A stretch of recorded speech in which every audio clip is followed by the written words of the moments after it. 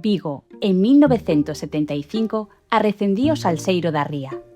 Pero tamén o gasóleo dos buques e o fume das fábricas que traballaban a pleno pulmón. O metal soaba a todas horas, marcando o ritmo industrial da cidade. A ponte de Rande aínda estaba en construción. Nos bares do Porto falábase de barcos, de política en voz baixa e dun futuro mellor. Nos barrios altos, como do Calvario, estábanse a construír grandes edificios. O barrio era coñecido polo seu mercado, mais aínda quedaban casas baixas e camiños de terra que conservaban a vida da aldea. Esta é Begoña Camaño, con 10 anos de idade, dirixíndose á parada do bus escolar sen saber a aventura que ía vivir ese mesmo día. Esta é a súa irmá Bea, que ademais de ser a súa irmá pequena, era a súa mellor amiga. Era o seu primeiro ano no colexio Amor de Dios e tiñan que atravesar toda a cidade para ir á escola. Mira, Bego, aí ven o bus. Se hai sitio, podríamos sentar xuntas. Eu pídome a ventá.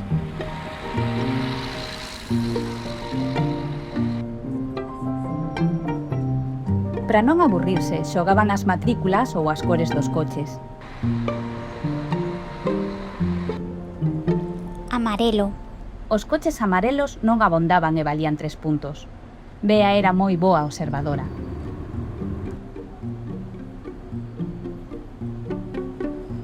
Encantaríame quedar a xogar no Parque do Castro.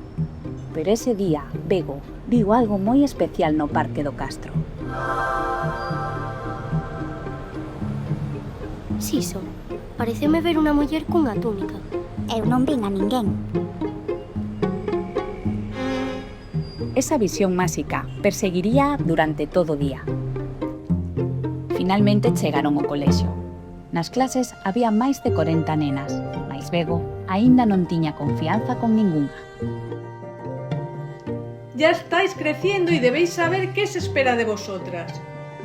Una mujer, antes que nada, debe ser buena esposa y buena madre. Ese es su verdadero deber. Algunas podréis trabajar un tiempo como maestras, enfermeras o secretarias, profesiones adecuadas para nuestra condición. Pero recordad, lo primero será siempre la casa y la familia. Cada una de vosotras tendrá un lugar en la sociedad, y el vuestro es servir con modestia, discreción y buen comportamiento. Begoña, te veo muy despistada. ¿Qué es lo que te preocupa? Ponte en pie y dime, ¿a ti qué te gustaría ser de mayor? ¿Hay alguna profesión que pudieras compaginar con tu deber como buena esposa y madre? É que a min gustaríame ser veterinaria. No admito burlas en clase. Ya veo que eres una niña muy soñadora. ¿Quién sabe si algún día Begoña podrá cumplir sus sueños y ser veterinaria? Mientras tanto, procura hablar en español en la clase de lengua. Niñas, a continuación vais a escribir la siguiente redacción. Como me imagino de mayor. Ese día, Bego estaba chea de rabia e a súa irmá decatouse diso. Que tes, Bego? Xas nenas burláronse de min porque dixen que quería ser veterinaria. E a mestra rifoume por falar galego. Paréceme inxusto. Sinto moito. Intres despois o pasar polo Parque do Castro, Begoña escoitou unha voz que chamaba por ela. Bego, Velaísta de novo. Teño que baixar. Dille mamá que irei camiñando para casa.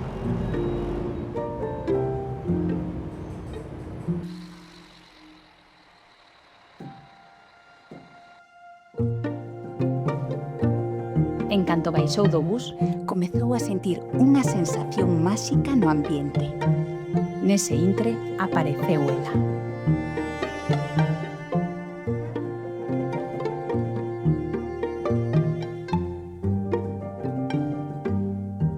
Ola! Quen es ti? Es unha fada dos bosques? Ola, Bego. Eu son a deusa Circe. Escoitei os teus pensamentos como a un berro na miña cabeza. Eu podo axudarte. Coñezo as túas inquedanzas. Sei que aínda non atopaches o teu refuxio. Vives aquí, no Castro? Non vivo aquí, vivo nunha illa do Mediterráneo chamada Ea. Unha deusa? De superpoderes? Claro que son poderosa, son libre, teño capacidade de gozar da miña liberdade, de cumplir os meus soños, de facer feitizos e influir nos soños dos demais. Cal é o teu soño? Eu quero verme de maior. E que farás cando te vexas de maior? Pois non sei. Podería preguntar cousas. Xa sei. Faríalle unha entrevista. Ser tan curiosa é unha gran cualidade, Begoña. Estás preparada para esta viaxe? Estou lista.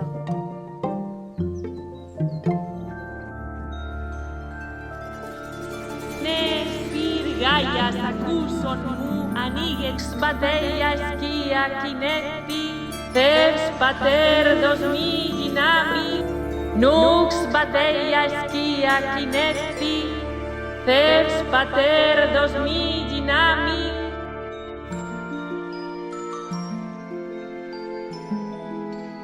Hola, es Begoña. Eras tía que me estaba esperando. Ti é eu de maior. Ti es eu de pequena. Parece como un soño. Sí, xa me lembro. É como algo que xa ocorreu e gardo vagamente na memoria. Onde estamos? Iso é o que che quería preguntar eu a ti. Isto parece antigua Grecia.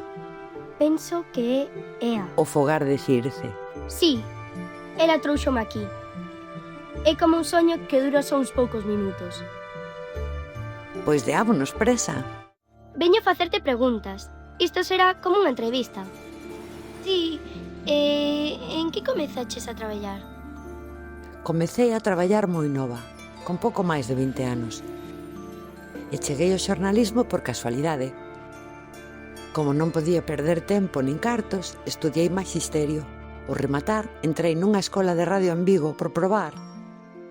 Eu quería ser veterinaria, logo médica, pero no COU decateime de que non era o meu. Desde entón non parei. Radio Noroeste, Radio Popular e finalmente a Radio Galega.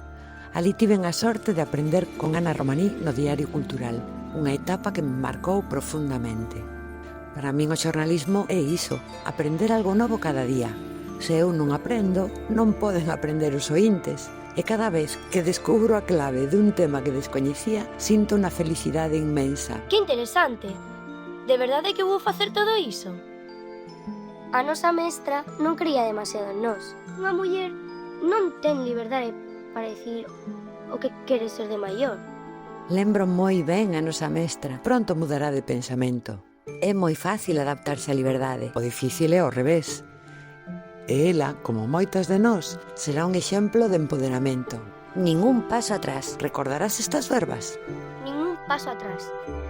Entón, todo vai ir ben ao final? Sí, miña pequena. Ao final, todo pagará a pena. Xa verás. Podo darche unha aperta? Pois claro, miña rula. Ningún paso atrás. Ningún paso atrás. Ningún paso atrás.